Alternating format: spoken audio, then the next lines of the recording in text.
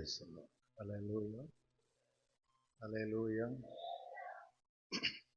கர்த்தருடைய பரிசுத்த நாமம் மகிமைப்படுவதாக. அருமையான இந்த நாளில் உங்களோடு சேர்ந்து ஆண்டவரை மகிமைப்படுத்த தேவன் எனக்கு பாராட்டின மேலான இரக்கத்திற்காக நான் ஆண்டவரை துதிக்கிறேன். எத்தனை பேர் சந்தோஷமா இருக்கிறீங்க? சந்தோஷமா இருந்தால் நல்ல ஆறுதலே சொல்லியிருக்கீங்க. உண்மையாகவே சந்தோஷமா இருக்கீங்களா? உண்மையாகவே சந்தோஷமா இருக்கீங்களா? Praise the Lord. கர்த்தர் பெரியவர். ஆமென். அவருடைய நல்ல நாமம் இந்த நாளிலே மகிமைப்படட்டும். விசேஷமா இந்த கூட்டத்திற்காக என்னை அழைத்த அருமையான கர்த்தருடைய தாசன் அவர்களுக்கு இயேசுவின் நாமத்தினாலே நான் நன்றி சொல்லுகிறேன். காரணமாக இருந்த அருமையான பிள்ளைகளுக்காக ஸ்தோத்திரம். கர்த்தர் பெரிய காரியங்களை செய்வாராக. இந்த நாட்களில் தேவன் இந்த சபையிலே அவருடைய ஊழியத்திற்காக ஆண்டவர் என்னை நியமித்ததினாலே தேவ சமூகத்தில் இந்த கூடுகைகளுக்காக ஜெபிக்கிற சமயங்களில் ஆண்டவர் தந்த சில வார்த்தைகளை உங்களுக்கு நான் கற்றுத்தர விரும்புகிறேன். அல்லேலூயா. என்னுடைய பிரசங்கம் எழுப்புதல் பிரசங்கமாக இருக்காது, முதல்ல சொல்லியிருந்தேன். நீங்கள் ஒருவேளை அப்படி எதிர்பார்த்துருப்பீங்க, எழுப்புதல் பிரசங்கர் வருவார், அடி தூவி கிளப்புவார், எல்லாம் நினைக்கக்கூடாது. நான் ஆண்டவருடைய வார்த்தையை கற்றுக்கொள்ளவும் கற்றுக் கொடுக்கவும் தேவன் எனக்கு அந்த கிருபையை தந்திருக்கிறார். அதனால் பெரிசாக ஒன்றும் இல்லை, நம்ம வாசிக்கிறது தான். நாம் வாசித்து கற்றுக்கொள்வோம். தேவனுடைய சமூகத்தில் நாம் கவனமாய் கவனித்தால் கர்த்தர் நம்மோடு பேசுவார். ஆமென். உங்களுக்கு ஆண்டவர் தந்த வசன தலைப்புகளை எல்லாம் பார்த்தால் எனக்கு பயமாகத்தான் இருக்கிறது.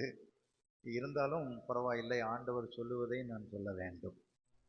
கண்களை மூடுவோம். ஒரு நிமிஷம் ஆண்டவருடைய சமூகத்தில் நம்மை தாழ்த்தி, ஆண்டவரே, உம்முடைய வார்த்தைகளை நீர் எங்களுக்கு அருளி செய்கிறவர், நீர் எங்களுக்கு கற்றுத்தருவதை எங்கள் வாழ்விலே நாங்கள் கடைபிடிக்க எங்களை அர்ப்பணிக்கிறோம் என்று சொல்லி ஆண்டவர் சமூகத்திலே நம்மை நாமே அல்லேலூயா தாழ்த்தலாமா? Price God. ஸ்தோத்திரம் ஆண்டவரே, உம்மை நாங்கள் மகிமைப்படுத்துகிறோம். இவ்வளவு நேரம் உம்மை பாடினோம், துதித்தோம், உம்மை ஆராதித்தோம். இந்த நேரத்தில் நம்முடைய வார்த்தைகளுக்கு நேராக எங்கள் சிந்தையை நாங்கள் திருப்புகிறோம். ஆண்டவரே, எங்களோடு இடைபடுகிறவர், எங்களுக்கு கற்றுத்தருகிறவர், நல்ல பரிசுத்த ஆவியானவர் எங்களோடு கூட இருந்து ஆண்டவரே நல்ல ஆசிரியராக, பிரைஸ் தி லார்ட், ஆண்டவரே எங்களுக்கு உம்முடைய வார்த்தைகளை புரிய வைக்கிறவராக, உம்முடைய வார்த்தையின்படி நடக்க எங்களுக்கு பலன் தருகிறவராக பரிசுத்த ஆவியானவர் எங்களோடு கூட இருப்பதற்காக உமக்கு ஸ்தோத்திரம். ஆண்டவரே, உங்களோட பேசுங்க. சபைக்கும் ஆண்டவரே அருமையான குடும்பங்களுக்கும் மிகுந்த பிரயோஜனமாய், ஆத்துமாவை தட்டி எழுப்புகிறதாய், தேவ சமூகத்தில் தங்களை தேவனுக்கென்று அர்ப்பணிக்கக்கூடிய மிகுந்த பலனுள்ளதாய் காண பரிசுத்த ஆவியானவர் உதவி செய்யுங்க. அடியவனையும் தாழ்த்தி உம்முடைய கரத்தில் தருகிறேன். சிலுவை நிழலில் மறைத்து கொள்ளும், உம்முடைய கருவியாய் பயன்படுத்தும், நீர் ஊழியம் செய்யும். இயேசுவின் நாமத்தில் பிதாவே, ஆமென். ஆமென். சேர்ந்து ஒரு அல்லேலூயா சொல்வோம். இந்த நாளிலே நாம் கற்றுக்கொள்ளப் போகிற ஒரு காரியத்தின் தலைப்பு அழைப்பு. சொல்லுங்க, அழைப்பு. என்னை அழைத்தார்கள், நான் வந்தேன். Price the Lord. உங்களுக்கும் அழைப்பு கொடுத்தாங்க, நீங்களும் வந்திருக்கிறீங்க. இதுக்கு மேலே நம் மேல ஒரு அழைப்பு உண்டு. ஆமென். அழைக்கப்பட்டவர்கள்தான் தேவ சமூகத்தில் வர முடியும். அழைப்பு இரண்டு விதம் இருக்கிறது. அழைப்பு இரண்டு விதம் இருக்கிறது. ஒன்று பொதுவான அழைப்பு, தேவ பிள்ளைகளாகும்படி அழைக்கப்படுகிற ஒரு அழைப்பு. இது பொதுவான அழைப்பு. இன்னொரு அழைப்பு இருக்கிறது. அதிலிருந்து சிலரை கர்த்தர் தமக்காக அழைத்து கொள்ளுகிறார், அவருடைய வேலைக்காக அழைத்து கொள்ளுகிறார். Praise the Lord. இன்றைக்கு நாம் சிந்திக்க போகிற அழைப்பு பொதுவான அழைப்பு, சபைக்கான, ஜனத்திற்கான அழைப்பு. இந்த அழைப்பை குறித்து நாம் புரிந்து கொள்ள போறோம். வேதம் சொல்லுகிறது, அழைப்பையும் தெரிந்து கொள்ளுதலையும் என்ன செய்யணுமா? உறுதிப்படுத்தணுமா? அழைப்பையும் தெரிந்து கொள்ளுதலையும் உறுதிப்படுத்தணும். நீங்க நிறைய பேச வேண்டியது இருக்கும். நான் கேள்வியா கேட்பேன், உங்களுக்கு தெரிஞ்சா சொல்லணும். அல்லேலூயா, பிரைஸ் தி லார்ட். சரி, ஒரு வசனத்தை வாசிச்சுக்கிட்டு நம்ம கீழே போகலாம். எபேசியர் 4ஆம் அதிகாரம் 1ஆம் வசனத்தை வாசியுங்கள். எபேசியர் 4:1. ஆதலால் கர்த்தர் நிமித்தம் கட்டுண்டவராகிய நான் உங்களுக்கு சொல்லுகிற புத்தி என்னவெனில், நீங்கள் அழைக்கப்பட்ட அழைப்புக்கு பாத்திரவான்களாய் நடந்து மிகுந்த மனத்தாழ்மையும் சாந்தமும் நீடிய பொறுமையும் உடையவர்களாய் அன்பினால் ஒருவரையொருவர் தாங்கி. அதெல்லாம் நம்ம இப்ப படிக்க போறதில்ல. அந்த அழைப்பை குறித்து மட்டும் நான் இப்ப உங்களுக்கு மேற்கோள் காட்டுறேன். இன்னொரு வசனம் படிக்கலாம். 2 தெசலோனிக்கேயர் 1ஆம் அதிகாரம் 12ஆம் வசனம். 2 தெசலோனிக்கேயர் 1ஆம் அதிகாரம் 12ஆம் வசனம். நம்முடைய தேவன் உங்களை தமது அழைப்புக்கு பாத்திரராக்கவும் தமது தயவுள்ள சித்தம் முழுவதையும் விசுவாசத்தின் கிரியையையும் பலமாய் உங்களிடத்தில் நிறைவேற்றவும் வேண்டும் என்று எப்பொழுதும் உங்களுக்காக வேண்டிக் கொள்ளுகிறோம். இப்போ அழைப்பு உறுதியாக்கப்பட வேண்டும், அழைப்பு நிலைத்திருக்க வேண்டும், அழைப்புல நீங்க கவனமா இருக்கணும் அப்படின்லாம் சொல்லி அப்போஸ்தலனாகிய பவுல் மிகவும் அற்புதமாக சபைக்கு அவர் போதித்து கொண்டு வருகிறார். அல்லேலூயா. இப்போ அழைப்பு அப்படின்லாம் பார்க்குறோம். இப்போ சில நிருபங்கள் எல்லாம் ஆரம்பிக்கும் போது பரிசுத்தவான்களாகும்படி அழைக்கப்பட்டவர்கள் அப்படின்னு நம்ம பார்க்கலாம். அந்த அழைப்பு என்கிற வார்த்தைகள் அதிகமாய் நிரூபங்களிலே வருகிறதை நம்ம பார்க்கலாம். Price the Lord. புரியுதா உங்களுக்கு? தெளிவா கேக்குதா? நீங்க பேசினாதான் நான் பேசுவேன். ரைட். இப்போ ஆண்டவர் அழைத்தார் அல்லவா? யாரெல்லாம் அழைத்தார் அப்படிங்கறத நம்ம பார்க்கணும். இயேசு கிறிஸ்து யூத வம்சத்திலிருந்து வந்தவர். சரிதானே இல்லையா? யூத வம்சத்திலிருந்து வந்தவர். இயேசு கிறிஸ்துவின் சீடர்களும் யாராக இருந்தார்கள்? யூதர்களாக இருந்தார்கள். Price the Lord. இப்ப இதுவரைக்கும் அழைக்கப்பட்டிருக்கிறது, யாரை தான் அழைத்திருக்கிறார்? அதிகமாக யூதர்கள் தான் அழைக்கப்பட்டிருந்தார்கள். ஆனால் ரோமர் 9ஆம் அதிகாரம் 24ஆம் வசனத்தில் நீங்க ஒரு வசனத்தை வாசிச்சீங்கன்னா, ரோமர் 9ஆம் அதிகாரம் 24ஆம் வசனம் வாசித்தால், அவர் யூதரிலிருந்து மாத்திரமல்ல, அவர் யூதருக்கு மாத்திரமல்ல, புறஜாதிகளிலும் இருந்து நம்மை அழைத்திருக்கிறார். போதும். Price the Lord. யூதர்கள் மாத்திரமல்ல அப்படின்னா யூதர்களை மட்டுமல்ல, புறஜாதிகளிலிருந்தும் தேவன் நம்மை அழைத்தார். அந்த அழைப்பு நமக்கு கிடைக்காதிருந்தால் நாம் கிறிஸ்துவை ஏற்றுக்கொண்டிருக்க முடியாது. புரிகிறதா?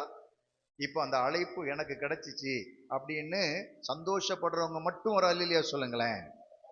நானும் கிறிஸ்துவினுடையவனாக, நானும் ஆண்டவருடைய பிள்ளையாக, நானும் ஆண்டவருடைய ரட்சிப்புக்கு உள்ளே, ஆண்டவருடைய கிருபைக்குள்ளே, அவருடைய அன்புக்குள்ளே, அவருடைய பராமரிப்புக்குள்ள என்னையும் கர்த்தர் உள்ளே கொண்டு வந்தார் என்கிற சந்தோஷம் நமக்கு இருந்துகிட்டே இருக்கணும்.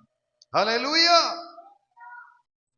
இன்னும் அழைக்கப்படாமல் நம்முடைய வீட்டுக்கு பக்கத்திலையும் இருக்கிறாங்க தானே. இன்னும் நம்முடைய சபைக்கு பக்கத்துல இருக்கிறாங்க, நம்முடைய கிராமங்களில் இருக்கிறாங்க. நாம் பார்க்கும் இடமெல்லாம் நாம் அழைப்பு பெற்றோம், ஆனால் அழைக்கப்படாத ஒரு கூட்டம் இன்னும் தேவனுடைய கிருபைக்கும் இரக்கத்திற்கும் தங்களை ஒப்பு கொடுக்க முடியாமல் ஒரு கூட்டம் இந்த உலகத்தில் அலைந்து கொண்டே தான் இருக்கிறது. Praise the Lord. தங்களுக்கு தெரிந்தது போல தங்கள் ஆத்தும ரட்சிப்புக்கு அவர்கள் அநேக முயற்சிகளை செய்கிறார்கள். தங்களுடைய சமாதானத்திற்கு, தங்களுடைய சுகத்திற்கு, தங்களுக்கு வேண்டிய நன்மைகளுக்கு அவர்களுக்கு தெரிந்தது போல அநேக முயற்சிகளை செய்து கொண்டிருக்கிறார்கள். ஆனால் நமக்கோ கர்த்தர் அந்த அழைப்பை ஏற்கனவே தந்துவிட்டார். ஆமென். ஹல்லேலூயா. அழைத்தார்ல, ரைட். நமக்கு ஒரு சந்தோஷம், கர்த்தர் நம்மை அழைத்தார். நான் இப்பொழுது ஆண்டவருடைய பிள்ளையாக அவருடைய அழைப்பின் சத்தம் கேட்டு, ஒரு அழகான பாடல் உண்டு, எனக்கு தெரியாது. அழைப்பின் குரல் கேட்டே என் ஆண்டவர் என உணர்ந்தே. அல்லேலூயா. அழைப்பின் குரலை கேட்ட உடனே யாருன்னு உணர்ந்துட்டாங்களாம், ஆண்டவர் அழைச்சிட்டாரு. அல்லேலூயா. இப்ப பாருங்களேன், நம்ம யாரு, பிள்ளையாண்டான் சாமுவேல் நல்ல உறக்கம்,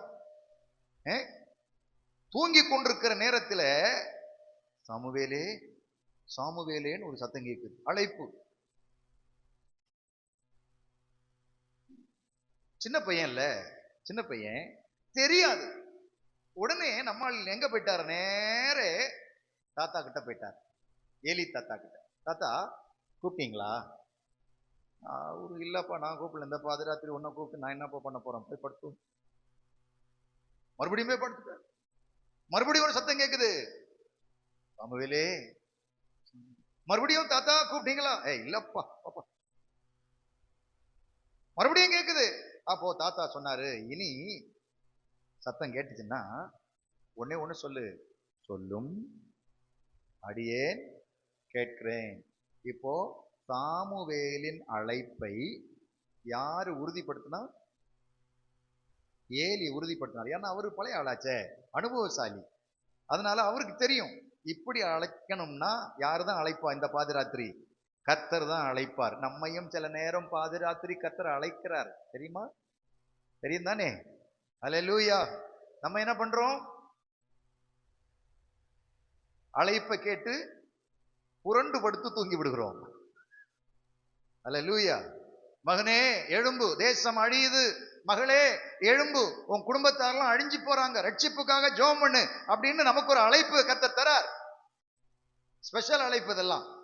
ஆனா எழும்பி உட்காந்துட்டு, என்ன டயர்டா இருக்குது, இந்த நேரத்துல போய் ஆண்டவர் தட்டி எழுப்பிட்டாரு அப்படின்னு மறுபடியும் அப்புறப்படுத்து தூங்கிடுறது. அப்படி இருக்கக்கூடாது. அழைப்பின் சத்தத்தை நாம் கவனமாய் கேட்க வேண்டும். Price the Lord. சரி, எதற்காக அழைத்தார்? ரொம்ப முக்கியம். அழைத்தார், ஆண்டவருடைய பிள்ளையாக்கினார். ஓகே, எல்லாரும் வந்துட்டோம், வரோம், சர்ச்சுக்கு வரோம், இடையில கூட்டத்துக்கு வரோம், இந்த மாதிரி ஸ்பெஷல் மீட்டிங் எல்லாம் வரோம், வந்து ஆராதிக்கிறோம், ஜெபிக்கிறோம், பாடுறோம், துதிக்கிறோம், கேட்கிறோம், போறோம். எதற்காய் தேவன் நம்மை அழைத்தார்? சபையை தேவன் எதற்காக அழைத்தார்? இன்னைக்கு நீங்க உங்களை பத்தி ஆண்டவர்கிட்ட கேட்கணும், என்னை நீர் எதற்காக அழைத்தீர்? Price the Lord. உங்களுக்கு ஒண்ணு தெரியுமா? ஒவ்வொருவருக்கும் தேவனுடைய பார்வையில் ஒரு நோக்கம், ஒரு திட்டம் உண்டு. Price the Lord. நேரம் போக்கு இல்லாம கர்த்தர் நம்ம அழைக்க மாட்டார். ஆமென். வேற வேலை இல்லை, அதனால ஆமா, ஊருக்கு ஒருவனா வம்சத்துக்கு 2 பேரா தெரிஞ்சுக்கிட்டாருன்னா வேற வேலை, அவருக்கு வேற வேலை இல்லை. அவருக்கு 4 பேர் தேவை, அவருக்கு கை தட்டி பாட்டு பாடுறதுக்கு 4 பேர் தேவைப்பட்டுச்சு, அதனால கூப்பிட்டாரு. அப்படி இல்லை, அவருக்கு வேலை இல்லாம நம்மளை கூப்பிடல. நம்மை அவர் அழைத்தாரானால் அவருக்கு ஏதோ நம்மை கொண்ட திட்டங்கள் இருக்கிறது. சரி, அதை விட பொதுவாக தேவன் நமக்கு சில காரியங்களை, எல்லாரும் சேர்ந்து கடைபிடிக்க வேண்டிய சில விஷயங்களை தேவன் நமக்கு இந்த அழைப்பிலே வைத்திருக்கிறார். அதைத்தான் நாம் இன்றைக்கு படிக்க போறோம். எவ்வளவு நேரம் படிக்கிறோமோ அவ்வளவு நேரம் படிப்போம். 1 கொரிந்தியர் 1ஆம் அதிகாரம் 9ஆம் வசனம்.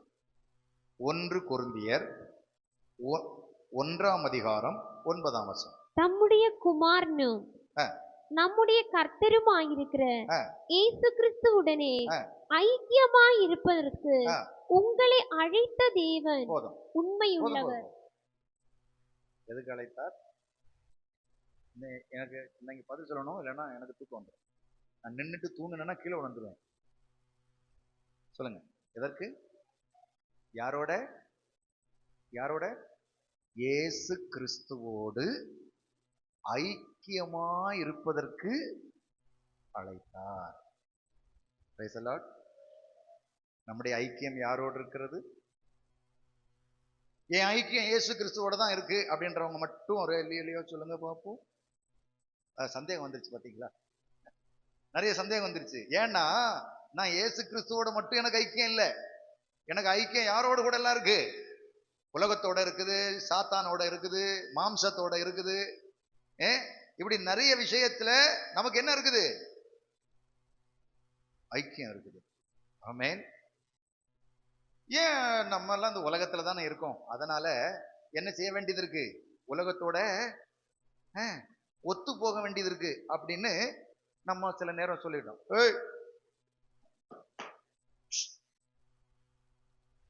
உலகத்தோடு நாம் ஒத்து போக வேண்டியது இருக்கிறது என்று இன்றைக்கு நிறைய பேர் உலகத்தோடு ஒத்து போறாங்க. Praise the Lord. நம்முடைய ஐக்கியம் தேவனோடு இயேசு கிறிஸ்துவோடு இருந்தால் அதுக்கு சில வெளிப்பாடு இருக்கும். ஆமென். இருக்கும் தானே? கணவனும் மனைவியும் சண்டை போட்டுக்கிட்டே இருந்தா அங்க ஐக்கியம் இருக்குமா? இருக்காது. ஆனா அது வெளியே தெரியுமா தெரியாதா?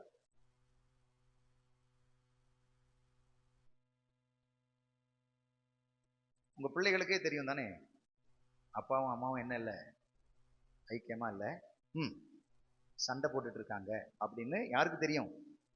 பிள்ளைகளுக்கே தெரியும். காட்டி கொடுத்துருவீங்க. ஏன்னா ஐக்கியமா இருக்கும்போது உங்கள் பேச்சு, உங்கள் முகபாவனை, உங்கள் அன்பின் பரிமாற்றம் எல்லாம் வித்தியாசமா இருக்கும். ஆனா ஐக்கியம் இல்லாமல் இருக்கும்போது உங்களுடைய நடக்கை, உங்கள் பேச்சு எல்லாம் வித்தியாசமா இருக்கும். அன்பா இருந்தீங்கன்னா அத்தான்னு கூப்பிடுவோம். அன்பு இல்லைன்னா டே அவருக்கு சாப்பாடு வேணுமான்னு கேளுன்னு சொல்லுவோம். கரெக்டா? இப்படிலாம் இது உலக வழக்கம். இது உலக வழக்கம். நான் எங்க போனாலும் அந்த குடும்பத்தை பத்தி பேசாம போகவே மாட்டேங்கிறேன். என்னன்னு தெரியும். கவனிங்க, நம்முடைய வாழ்க்கையில் ஐக்கியம் தேவனோடு கூட இல்லாவிட்டால் கண்டுபிடிச்சிருவோம். ஆமென். எப்படி?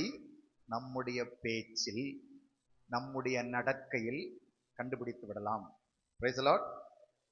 நாளையிலிருந்து பாஸ்டர் உங்களுக்கு லிஸ்ட் எடுப்பார். எப்படின்னா, ஆலயத்திற்கு யாரெல்லாம் சரியாக ஆராதனைக்கு வருகிறார் என்று ஒரு லிஸ்ட் எடுப்பார். அந்த லிஸ்ட்ல யாரெல்லாம் லேட் ஆகுறீங்களோ உங்களை எல்லாரையும் ஒரு லிஸ்ட் வச்சிருப்பாரு. தேவனோடு சரியான ஐக்கியம், தேவனோடு சரியான ஐக்கியம். சத்தமா சொல்லுங்க. நான் சொல்லல, நீங்க தான் சொல்லிட்டீங்க. Praise the Lord. Praise the Lord. யாரெல்லாம் காரணங்களை சொல்லி ஆராதனையை கட்டடிக்கிறோமோ அவர்களுக்கு யாரோடு ஐக்கியம் இல்லை. நேரமே தெரிஞ்சிருந்தா சொல்லி இருந்திருக்கலாம். இல்ல, இவரை கூப்பிடவே வேண்டாம், இவர் சரி கிடையாது, இவர் வந்தா நம்மளை குறை சொல்லிட்டே இருப்பாரு அப்படின்னு அனுபவிச்சிருக்கீங்க. இனி சொல்லிடல. என்னுடைய ஐக்கியம் தேவனோடு இருந்தால் என் தேவனுக்காக என் கால்கள் தீவிரித்து ஓடும். என் ஐக்கியம் தேவனோடு இருந்தால் என் முழங்கால்கள் தேவ சமூகத்தில் முடங்கும். என் ஐக்கியம் தேவனோடு கூட இருந்தால் என் தேவனுக்காக நான் என்ன செய்ய வேண்டும் என்பதில் தீவிரப்படும். தீவிரப்படுறவங்க மட்டும், நான் இதுவரைக்கும் கர்த்தருக்காக தீவிரப்பட்டிருந்தேன் சொன்னவங்க மட்டும் ஒரு அல்லேலூயா சொல்லுங்க.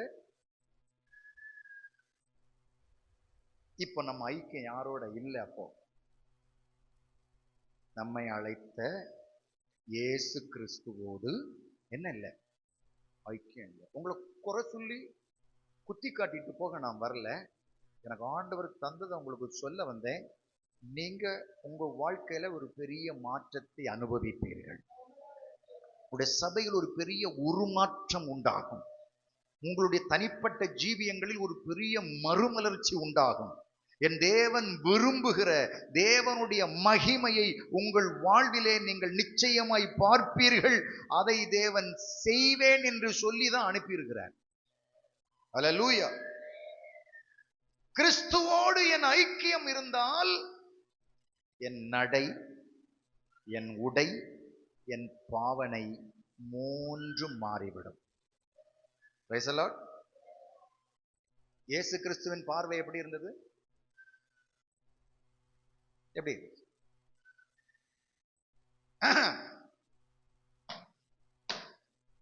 பொல்லாத ஆளு எப்படி சொல்லுங்க பாப்போம். இயேசு கிறிஸ்துவின் பார்வை, லிசன் லிசன், நீங்க கவனிங்க. இயேசு கிறிஸ்துவின் பார்வை எப்படிப்பட்ட பார்வை? எப்படிப்பட்ட பார்வை? என்ன ஒரு மாதிரி இருக்கீங்க?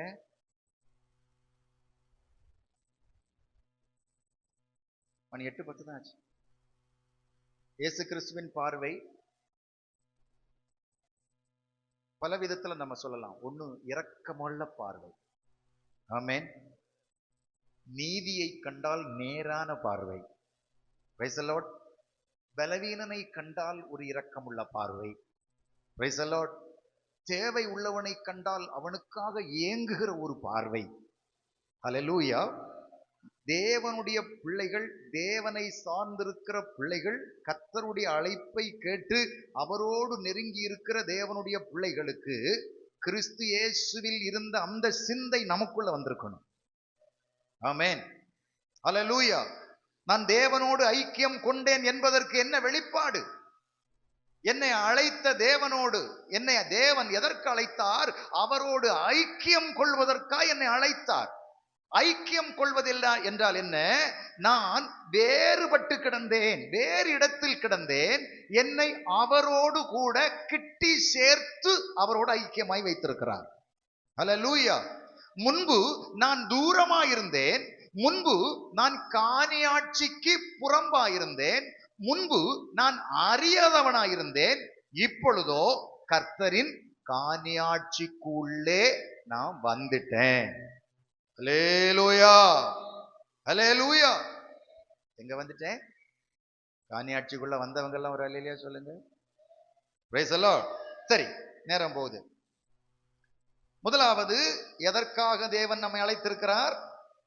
யாரோடு? கிறிஸ்துவோடு ஐக்கியம். இப்ப பாருங்களேன், இன்னைக்கு நிறைய பேரு தன்னுடைய ஐக்கியத்தை சொந்தக்காரங்க கூடயும், ஏதாவது பெரிய பெரிய ஆட்கள் கூடயும் வச்சுக்கிட்டு, வாலிப பிள்ளைகள் சில நேரத்தில் தங்கள் ஐக்கியங்களை வேற பக்கம் வச்சுக்கிட்டு, சிலர் பெரிய ஆட்கள் ஆனாலும் தங்களுடைய வாழ்க்கையை ரகசியமாய் சில ஐக்கியங்களை வைத்துக்கொண்டு தங்கள் வாழ்வில் பலவிதமான போராட்டங்களை அனுபவித்துக் கொண்டிருக்கிறார்கள். எல்லாவற்றிலும் இருந்து விடுபட்டு இன்றைக்கு நம்முடைய வாழ்க்கையை தேவனோடு ஐக்கியப்படுத்தி கொள்ள வேண்டும். Price the Lord. தேவனோடு நீங்கள் தங்களை ஐக்கியப்படுத்தி கொண்டால் அவரோடு கூட இருப்பீங்க, அவர் சொல்றதை செய்வீங்க, அவருடைய வார்த்தையை கடைபிடிப்பீங்க. ஹல்லேலூயா. இன்னைக்கு நிறைய பெந்தேகோஸ்தே வீடுகளிலே அதிகமாக ஓடுறது சீரியல். கேட்டா சீரியல் பார்க்காதவங்க மட்டும் ஒரு அல்லேலூயா சொல்லுங்க. புரிஞ்சுதா உங்களுக்கு? நான் பேசுறது புரியுதா? சீரியல் பார்க்காதவங்க மட்டும் ஒரு அல்லேலூயா சொல்லுங்க. பார்க்குறவங்க மட்டும் இருப்பீங்களான்னு தெரியல. பாருங்க, நாம் எந்த ஒரு காரியம் செஞ்சாலும் தேவனோடு கூட ஐக்கியம் நமக்கு இருக்குமானா, ஆண்டவரே இது உனக்கு பிரியமா இருக்குமா அப்படின்ற ஒரு கேள்வி மனசுக்குள்ள வரும். ஆமென். அப்படி கேட்டு நம்ம செஞ்சோம்னா தேவனோட ஐக்கியமா இருக்கிறோம் அப்படின்னு அர்த்தம். சரி, இரண்டாவது, அதே 1 கொரிந்தியர் 7ஆம் அதிகாரம் 15ஆம் வசனத்தை ஒரு வாசிங்க பார்க்கலாம். 7:15 ஆகிய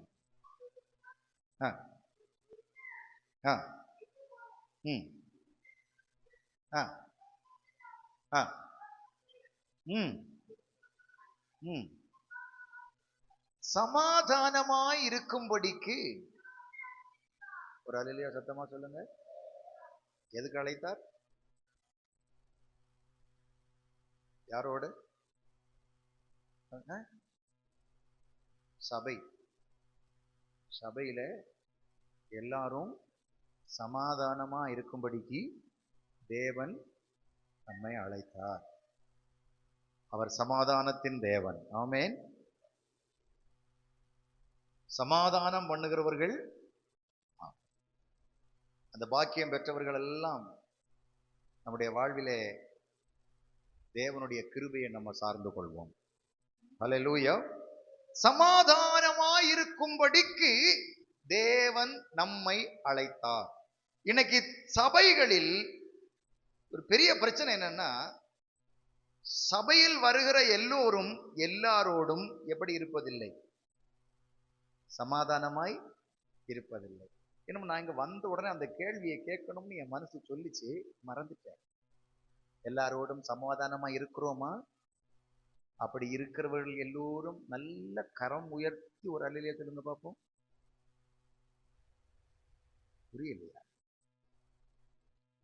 இல்ல புரியலையா? சரிதான்.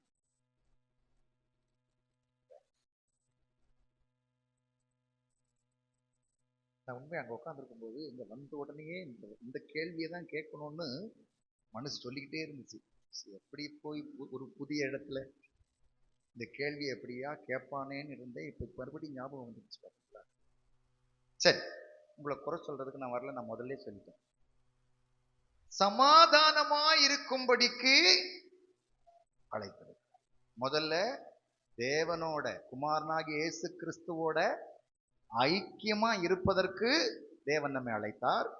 இங்க சமாதானமா இருக்கும்படிக்கு தேவன் நம்மை அழைத்தார். Price the Lord. சமாதானம் அப்படின்னு நம்ம சொல்லல. நிறைய சபைகள்ல பாத்தீங்கன்னா சமாதானம் கூறக்கடவோம், சமாதானம் சமாதானம் அப்படின்னு சொல்லுவாங்க. ஆனா எல்லாரோடும் சமாதானமா இருக்கிறாங்களான்னு கேட்டா அது ஒரு கேள்விக்குறியா இருக்கும். சரியா? இப்போ உங்க சபையில அந்த பழக்கம் இருக்கான்னு தெரியல. எங்க சபையில எல்லாம் திருவிருந்து நடந்துச்சுன்னா அதுல நடக்கும்போது முன்னாடி சாட்சி சொல்லணும். சாட்சி சொல்லணும். அந்த சாட்சியில ஒரு ஒரு இது சொல்லுவாங்க, நான் தேவனோடும் தேவனுடைய பிள்ளைகளோடும் ஐக்கியமா இருக்கேன் அப்படின்னா, எல்லாரோடும் சமாதானமா இருக்கேன், தேவனுடைய பந்தியில பங்கெடுக்க ஆயத்தமா இருக்கேன். நீங்க எப்படி சொல்லுவீங்கன்னு தெரியல. ஓகே. ஆனா பக்கத்திலேயே ஆட்கள் இருப்பாங்க. யாரு யார் இருப்பாங்க? சமாதானம் இல்லாதவங்க இருப்பாங்க. ஆனா எழும்பி நின்று கர்த்தருக்கு முன்பதாக பகிரங்கமான ஒரு பொய்யை சொல்லிவிட்டு பரிசுத்தமான பந்தியை அனுபவிப்பார்கள். ஆனா பழைய காலத்துல முதிர்ந்த ஊழியர்கள் எல்லாம் விடமாட்டாங்க. நில்லு அப்படின்னு சொல்லுவாங்க. நீ அவளு கூட பேசுவியா அப்படின்னு கேட்பாங்க. அது அந்த காலம். இந்த காலத்துல நாங்க அப்படி கேட்டோம்னா நீங்க சொல்லுவீங்க, எனக்கு வேற சபையா இல்லை. ஹல்லேலூயா. நல்லா கவனிக்கணும். இந்த வேலையை கர்த்தர் எங்களுக்கு கொடுத்திருக்கிறார். ஒப்புரவாக்குதலின் ஊழியம் சபையில ஊழியக்காரனுக்கு கர்த்தர் கொடுத்திருக்கிறார். ஆனா அந்த ஊழியத்தை நாங்க ஆரம்பிச்சா பிரச்சனை ஆயிடுது. ஆமா. ஏன்னா இன்னைக்கு எங்க பார்த்தாலும் சபை. கரெக்டா? எங்க பார்த்தாலும் சபை. எங்க இருந்து ஜம்ப் பண்ணி அங்க போனா அங்க ஒரு சபை இருக்கும், அங்கிருந்து சரிக்கி விழுந்தா அங்க ஒரு சபை இருக்கும். இப்படி ஏகப்பட்ட சபை இருக்கும். தோத்துறோம். அதனால நமக்கு ஒரு வசதி ஆகி போச்சு. இங்க ஏதாவது சொன்னா இங்க பாசு சத்தமா அச்சேன்னு தும்மனா உடனே மாறிடுறது. இப்படி சில விஷயங்கள்லாம் இருக்கும். அதனால நம்ம சில விஷயங்களை கொஞ்சம் யோசிச்சு பேச வேண்டியது இருக்கு. ஆனால் தேவன் யோசித்து பேசுகிறவர் அல்ல, வசனத்தவர் மாற்றவே மாட்டார். Hallelujah. No compromise in God's word. தேவ வசனத்துல மட்டும் காம்ப்ரமைஷனே கிடையாது. ஆமென். கொஞ்சம் இப்படி பேசலாம், கொஞ்சம் அப்படி பேசலாம்னு பேசவே முடியாது. காரணம், இது தேவ ஆவியானவரால் ஏவப்பட்டு எழுதப்பட்ட தேவ வார்த்தை. ஹல்லேலூயா. இது ஜீவனுள்ள வார்த்தை. இந்த வார்த்தையை ஒரு மனிதன் உட்கொண்டால் அவனுக்குள் ஜீவனை உண்டாக்கக்கூடிய தேவ வார்த்தை. அந்த ஜீவன் கொடுக்கக்கூடிய வார்த்தைய கர்த்தர் எப்படி கொஞ்சம் வளைச்சு பேச முடியும்? அப்படி வளைச்சு பேசினா ஜனங்களுக்குள் என்ன வராது? ஜீவன் வராது. இல்ல, பிரைஸ் தி லார்ட், ஹல்லேலூயா. அப்ப ஜீவன் வருவதற்கான வார்த்தையை தேவன் நமக்கு தந்திருக்கும் போது அந்த வசனத்தின்படிதான் நான் வாழ வேண்டும், அதற்காக முயற்சிக்க வேண்டும். ஹல்லேலூயா. இப்ப சமாதானம் இல்லாமல் வாழ்கிறோம் என்றால் நீங்களும் நானும் ஒன்று புரிந்து கொள்ள வேண்டும், தேவனுடைய அழைப்பில் நான் சரியாக இல்லை. ஆமென், ஆமென். ஒருவரை ஒருவர் முகம் பார்த்து பேசாத விசுவாசிகள், ஒருவரை ஒருவர் முகம் பார்த்து சிரிக்காத விசுவாசிகள் பரலோகத்தில் என்றாகிறது. பைபிள் வேற வழி கிடையாது, மாற்ற முடியாது. ஆகையினால் நீங்க அப்படி இருக்கீங்கன்னு நான் சொல்ல வரல. ஒருவேளை நீங்க அப்படி இருந்தீங்கன்னா, ஒருவேளை சபை சக விசுவாசிகளோடு நீங்கள் நல்ல மனதோடு இல்லாமல் இருந்தால், சமாதானமா இல்லாமல் இருந்தால், சில ஆட்களை பார்த்தோன்னே நம்ம சமாதானம் கெட்டு போயிடும். ஐயோ வந்துட்டா, வந்துட்டாலே பிரஷர் எல்லாம் அப்படியே டொர்னு மேலே ஏறிடும். ஆமென். அப்புறம் ஹாஸ்பிட்டல் போய் ஐயோ என்ன ஆச்சு, அந்த அக்காவை பார்த்தனா எனக்கு சர்ன்னு ஏறிடுச்சு. ஏன் ஏறிச்சு? அந்த அக்காவோட ஏன் உங்களுக்கு நல்மனம் பொருந்த முடியல? அது அந்த அக்கா இல்லாத பொல்லாத காரியம் எல்லாம் சொன்னாங்க. நம்ம அழைத்தவர் எப்படி தெரியுமா? அவர்கிட்ட ஒரு தப்பும் இல்லை, 1000 தப்பு சொன்னாங்க. Price the Lord. ஆனா அவரு என்ன சொன்னார் தெரியுமா? சிலுவையில நின்று இவர்களை மன்னியும், இவர்கள் செய்கிறது இன்னதென்று அவர்களுக்கே தெரியலன்னாரு. ஆண்டவர் சொல்லிட்டு தான் போனார். பச்சை மரத்துக்கு இந்த பாடானா, பட்டை மரத்துக்கு பெரிய பாடெல்லாம் உண்டு. ஆனா நீங்க ஒண்ணு செய்யணும், நீங்க ஆமா நீதி நிமித்தம் துன்பப்பட்டால் அது உங்களுக்கு நல்லா இருக்கும்னு சொன்னார். ஆமென். நான் தீமை செய்து பாடு அனுபவிக்க கூடாதே தவிர நன்மை செய்து பாடு அனுபவித்தால் அது நமக்கு மிகுந்த சந்தோஷம். காரணம், பரலோகத்தில் மிகுந்த பலன். பலன் புரியுதா உங்களுக்கு? எனக்கு என்னமோ நாளைக்கு காலில் வந்துடாத சாமி அப்படின்னு சொல்ற மாதிரி தெரியுது. ஓகே, கவனி. இந்த சீசன் வேற அப்படியா, குளிர் சீசன். கவனி, சமாதானமா இருக்கும்படிக்கு இன்னையிலிருந்து நீங்க ரொம்ப இது பெருசா இல்ல, நீங்க இது ஆவிக்கு அர்த்தம் அதெல்லாம் வேண்டாம். இன்னையிலிருந்து உங்கள் சகோதர சகோதரிகளை, உங்கள் சபையில் வருகிற சிறு பிள்ளைகள் முதற்கொண்டு பெரியவர்கள் வரைக்கும் ஒருவரை ஒருவர் பார்க்கும்போது முகத்தை பார்த்து சிரித்து பிரைஸ்லாடக்கா, பிரைஸ்லாடனே, நல்லா இருக்கீங்களான்னு கேட்கறதற்கான, சிரிக்கிறத பார்த்தா கஷ்டமா இருக்கு, அந்த மனசு உண்டாகணும். ஹல்லேலூயா. இல்லைன்னா நான் ரட்சிக்கப்பட்டதே வேஸ்ட். ரட்சிக்கப்பட்டது எதுக்கு? எதுக்கு ரட்சிக்கப்படுறோம்? எதற்கு நாம் ரட்சிக்கப்படுகிறோம்? சொல்ல மாட்டீங்களா? எதற்கு நாம் ரட்சிக்கப்படுகிறோம்? உலகத்துல இருந்தா, தேவனுடைய அன்பில் வராமல் இருந்தால், நான் மரித்து போனால் எனக்கு என்ன கிடையாது? மோட்சம் கிடையாது. ஆண்டவர் சொன்னார், நானே வழியும் சத்தியமும் ஜீவனும். அதனால நான் ஆண்டவருக்குள்ள வந்துட்டேன்னா நான் எங்க போயிருவேன்? மோட்சத்துக்கு போயிருவேன். அதுக்காக தானே உள்ள வந்திருக்கோம், வேற எதுக்குமே இல்லைங்க. அவங்க ஆண்டவரை தேடி வந்தால் எனக்கு ஆசீர்வாதம் தருவார், குழந்தை தருவார், கல்யாணம் நடத்தி வைப்பார். இது எல்லாருக்கும் தான் ஆண்டவர் செய்கிறார். ஹல்லேலூயா. அது நமக்கு தருவார். அதல்ல நம்முடைய நோக்கம். முதலாவது தேவனுடைய ராஜ்யத்தையும் அவருடைய நீதியையும் தேடுங்கள். தேவ ராஜ்யத்தை தேடணும். அதற்காகத்தான் ரட்சிப்பு. இந்த ரட்சிப்புக்குட்பட்ட நாம் இந்த ரட்சிப்பை இழக்க கூடாது. ஆமென். எப்படி இழப்போம்? தேவனுடைய வார்த்தையை மீறும் போது. தேவன் சொல்றாரு எல்லார்ட்டையும் சமாதானமா இருங்கன்னு சொல்லும் போது, இல்ல இல்ல இல்ல நீர் என்ன வேணா சொல்லும், அதை நான் கேட்கிறேன். அந்த மலையை தூக்கி நவுட்டி அந்த பக்கம் வைக்கணும்னா சொல்லும், நான் கேட்கிறேன். இல்ல இந்த பில்லரை புடுங்கணும்னா சொல்லும், நான் கேட்கிறேன். இல்லைன்னா 50 மூட்டை சிமெண்ட் எடுத்து மேல கொண்டு வர சொல்லும், நான் செய்றேன். சகோதரி கிட்ட மட்டும் பேசி சிரின்னா சிரிக்க மாட்டேன். அப்படின்னா ரொம்ப தப்பு. அதுக்காக தேவன் நம்மை அழைக்கவில்லை. தேவன் நம்மை அழைத்தது சமாதானமா இருக்கும்படிக்கு. சமாதானமா இருந்து பாருங்க, வாழ்க்கையில இருக்கிற 100க்கு 85% வியாதியும் போயிடும். ஆமா, உண்மைங்க இது. அதிகமான பலவீனங்கள் எதனால் வருகிறதுனா டென்ஷன் ஆகுறதுனால வந்து, யாரை பார்த்தோன்னே டென்ஷன் ஆயிடுது. அந்த மாதிரி வரக்கூடாது. ரைட். நான் இது வரைக்கும் சொன்னது உங்களுக்கு புரிஞ்சுச்சா? எத்தனை விஷயம் சொல்லியிருக்கேன்? 2. நம்பர் 1, இயேசு கிறிஸ்துவோடு ஐக்கியம். 2வது, எல்லாரோடும் சமாதானமா இருக்கணும். வேதம் சொல்லுது, கூடுமானால் யாவரோடும் எப்படி இருங்க? சமாதானம். ஆமென். சமாதான கேட்டை உண்டாக்குறது யாரு? பிசாசு தானே. இப்போ நான் சமாதானமா இல்லாவிட்டால் எனக்கு பின் யார்? உங்களுக்கு தெரியும், நான் பதில் சொல்ல மாட்டேங்க. சமாதான கேட்டை உண்டாக்குகிறது பிசாசு. இப்ப நான் எல்லாரோடும் சமாதானமா இருக்காமல் நான் அப்படியே இருக்கிறேன், டென்ஷனா இருக்கிறேன்னா, எனக்கு பின் இருந்து கொண்டு கிரியை செய்கிறது யார் என்றால் அதே சொந்தக்காரன்.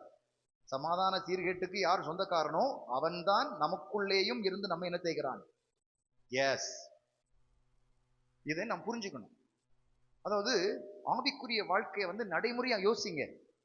கிறிஸ்தவ வாழ்க்கை வந்து நடைமுறையா யோசிங்க. என் வாழ்க்கை நடைமுறையிலே நான் எப்படி தேவனுடைய வசனத்தை நான் கை கொண்டு வருகிறேன் என்பதை நீங்க யோசிச்சு பார்க்கணும். Price the Lord. ஓகே. 3வது 1 தெசலோனிக்கேயர் 4ஆம் அதிகாரம் 7ஆம் வசனம். 1 தெசலோனிக்கேயர் 4ஆம் அதிகாரம் 7ஆம் வசனம். அசுத்தத்திற்கு அல்ல, போதும். இங்க ஒரு அழைப்பு சொல்லப்பட்டிருக்கிறது, பரிசுத்தத்திற்கென்று அழைக்கப்பட்ட அழைப்பு. ஆமென். உலகத்துல வேற எங்கேயும் வேறு எந்த மதங்களிலும் சொல்லப்படாத ஒன்று, நம்முடைய வேதத்தில் சொல்லப்பட்ட ஒன்று பரிசுத்தம். பரிசுத்தம். பரிசுத்தம் இல்லாமல் ஒருவரும் தேவனை தரிசிக்க முடியாது. ஆமென். பரிசுத்தம் இல்லாம ஒருவரும் தேவனை தரிசிக்க முடியாது. பரிசுத்தம்னா என்ன? எங்களை மாதிரி வெள்ளை சட்டையை போட்டு, வெள்ளை பேண்டை போட்டு, வெள்ளை சேலையை கட்டி அப்படியா?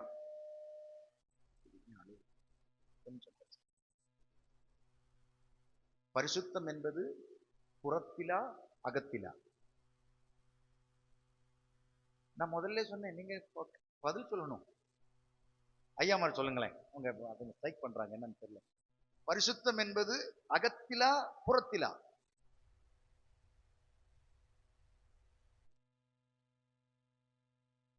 இருதயத்தில் சுத்தம் உள்ளவர்கள் அவர்கள்.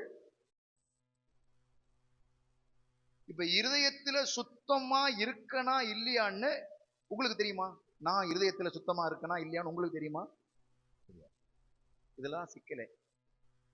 நான் ஊரை ஏமாத்தலாம், நான் பாஸ்டரை ஏமாத்தலாம். பாஸ்டர் என்ன பார்த்தோன்னே என்ன நினைச்சிருப்பாரு? தொலை சிப்பா எல்லாம் போட்டு பெரிய பரிசுத்தவனா இருக்கும் அப்படின்னு நினைச்சிருப்பாரு. ஆனா நான் எவ்வளவு அயோக்கியன்னு எனக்கு மட்டும்தான். நான் அவரை ஏமாத்தலாம், உங்க முன்னாடி கத்தி கத்தி உங்களை ஏமாத்தலாம், துருஸ்டா பேசி பயங்கர பரிசுத்தமா பேசுறான் போலியே அப்படின்னு உங்களை ஏமாத்தலாம். என் மனைவியை கூட நான் ஏமாத்தலாம், என் பிள்ளைகளை கூட நான் ஏமாத்தலாம். ஆனா என் இதயத்தை கூர்ந்து கவனிக்கிற என் ஆண்டவரை நான் ஏமாற்ற முடியாது. என்னை அழைத்தவரை நான் ஏமாற்ற முடியாது. ஹல்லேலூயா. இன்று இரவு இந்த இந்த அறையில உட்கார்ந்து இருக்கிற எல்லா தேவனுடைய பிள்ளைகள் ஒன்றை புரிந்து கொள்ள வேண்டும். நான் உலகத்தை ஏமாற்ற முடியும், ஊழியர்களை ஏமாற்ற முடியும், குடும்பத்தை ஏமாற்ற முடியும், சந்ததிகளை ஏமாற்ற முடியும், பெற்றோரை கூட ஏமாற்ற முடியும். ஆனால் என் தேவனை நான் ஏமாற்ற முடியாது. எல்லா நேரத்திலும் என்னை கவனித்துக் கொண்டிருக்கிற என் ஆண்டவர் ஒருவர் உண்டு. நான் எங்கே போனாலும் என்னை கவனிக்கிறவர். நாம் நினைக்கிறோம் ஆலயத்தில் போனால் மட்டும்தான் கர்த்தர் என்னை கவனிப்பார் என்று. இல்லவே இல்லை. நான் தானே ஆலயம். நான் எங்கே போனாலும் கர்த்தர் என்னை கவனிப்பார். நான் சந்தையில நின்னாலும் கர்த்தர் என்னை கவனிப்பார். நான் வேலை செய்து கொண்டு நின்றாலும் கர்த்தர் என்னை கவனிப்பார். நான் பிரயாணம் பண்ணி கொண்டிருந்தாலும் கர்த்தர் என்னை கவனிப்பார். நான் தூங்கி கொண்டிருந்தாலும் கர்த்தர் என்னை கவனிப்பார். இல்லையா? சொல்லுங்க.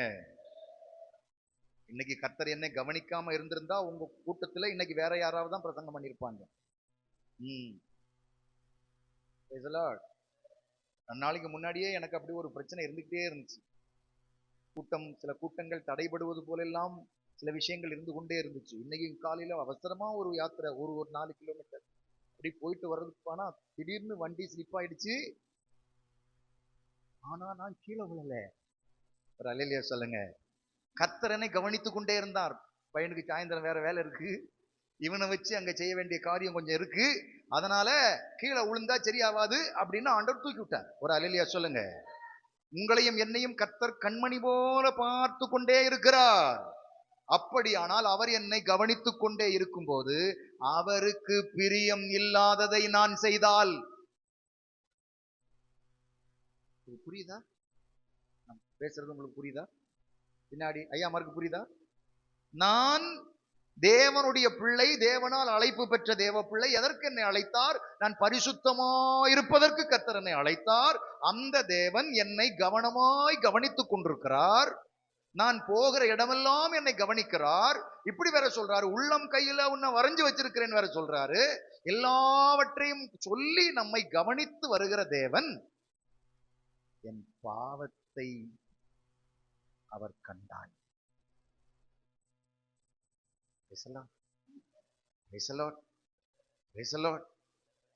நான் என் மனைவியை விட்டுவிட்டு இன்னொருவருடைய மனைவியோடு நான் கொஞ்சி குலாவி கொண்டிருப்பதை என் தேவன் என்னை கண்டால்,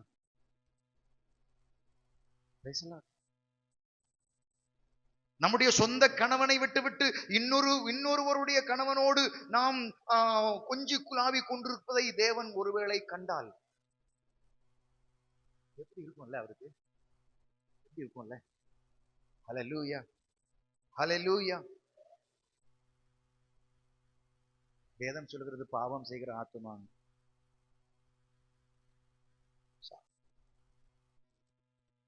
நம்ம சொல்றோம் நான் பாவம் எவ்வளவு செஞ்சிருக்கேன், ஆனா நான் சாவலியே. வேதம் தெளிவா சொல்லுது பாவம் செய்கிற ஆத்மா. ஆத்மா உயிரோடு இருக்கா? ஆத்மா உயிரோடு இருக்கா?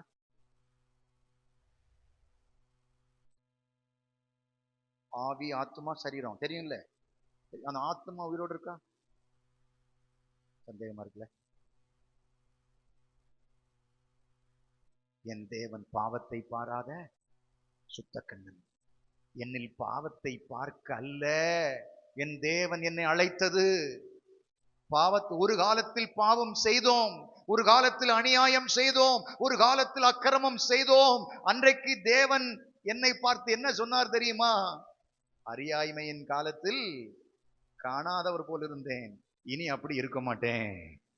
ஏன்னா உனக்கு தெரியும் சத்தியம் என்னதுன்னு தெரியும், வசனம் என்னதுன்னு தெரியும். சத்தியத்தை அறிகிற அறிவை அடைந்த பின்பு நான் பாவம் செய்தால் அதற்கான தண்டனையை நான் நிச்சயம் அனுபவித்துத்தான் ஆகவேன், அனுபவித்துத்தான் ஆகவேன். என்னை கர்த்தர் அழைத்தது பரிசுத்தத்திற்காக அழைத்தார். 1 பேதுரு 1:15 வாசிங்க பார்க்கலாம். 1 பேதுரு 1:15.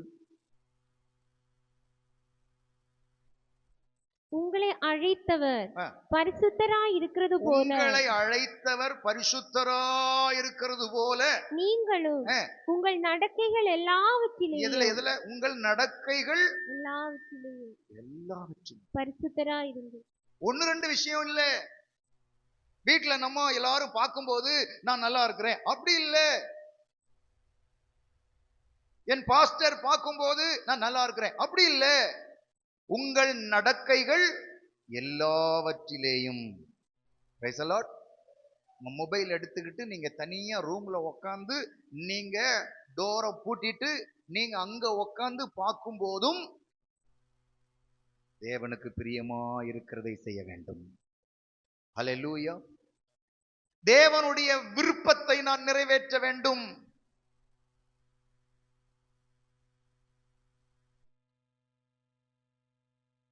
பழைய ஏற்பாட்டிலே சொன்னார்.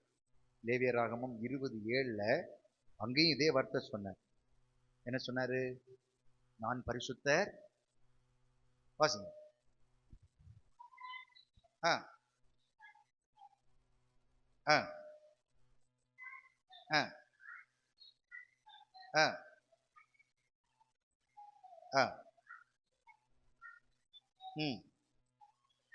போதும் போதும் போதும் போதும்.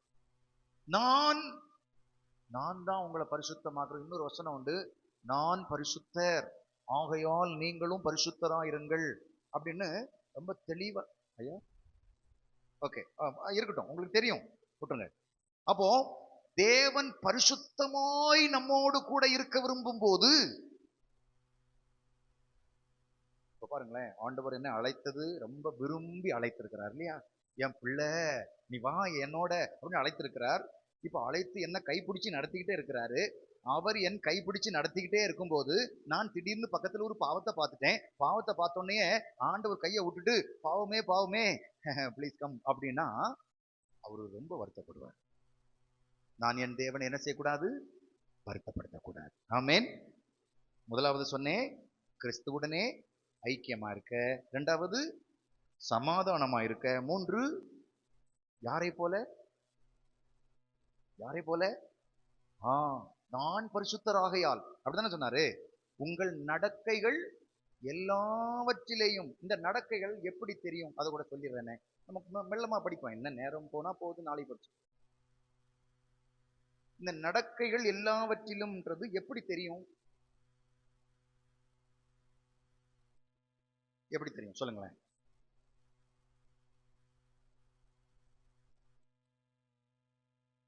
நாங்க இன்னைக்கு வண்டியில வரும்போது ஒரு காரியத்தை பேசிட்டே வந்தோம். ஒரு மனிதன் ஆலயத்துல இப்படி கூட்டம் நடந்துகிட்டு இருக்கும்போது ஒருவருடைய மொபைல் போன் அடிச்சிச்சு. வழக்கமா சிலர் சைலண்ட்ல போட்ட மறந்துருப்பாங்க, எப்படியும் நடந்திருக்கும். அடிச்ச உடனே அவரு சபையில மரியாதைக்கு இருக்க தெரியாது அப்படின்னு என்ன செஞ்சிட்டாரு? அவரு திட்டுறாரு.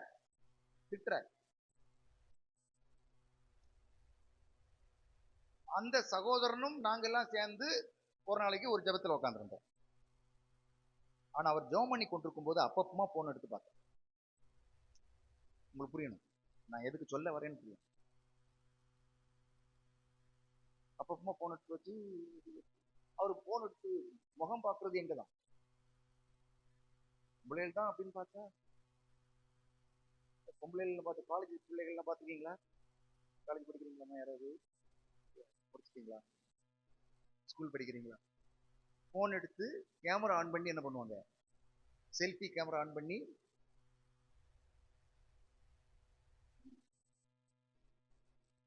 நம்ம ஆளு அப்படி பண்றாரு. எப்போ பக்கத்துல இருந்த சகோதரனுடைய போன் அடிச்ச உடனே அவரு அங்கன கடந்து